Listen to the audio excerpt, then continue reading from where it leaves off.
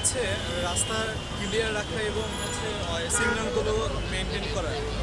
সিগন্যালগুলো যাতে আমরা ভালোভাবে মেনটেন করতে পারি এবং দুর্ঘটনা এড়ানো। দেখা যায় যে অটোরিকশার নিয়ন্ত্রণের অভাবে কিংবা ব্রেক যে বলা হয় এটা অনেক খুবই অল্প সে পরিমাণ।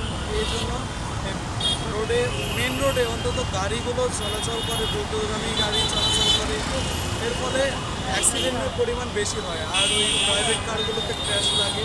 তো সর্বোপরি একটা ন্যূনতম ডিস্টেন্স রেখে আমরা বাইরে চলাচল করতে বলছি এবং মেন রোডটাকে শান্ত এবং শৃঙ্খলা রাখতে আমরা অটোরিকশাগুলো এই যে অটোরিকশাগুলো যে নিয়ে যাচ্ছে, এগুলো নিয়ে কোথায় রাখছে?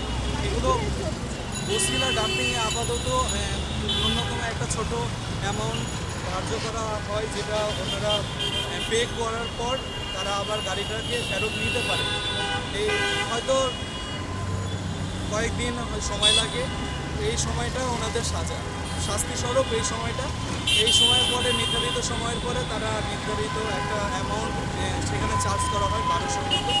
তো 2-3 দিন সময় থাকে, সময়ের পরে তারা নিয়ে নিতে পারে।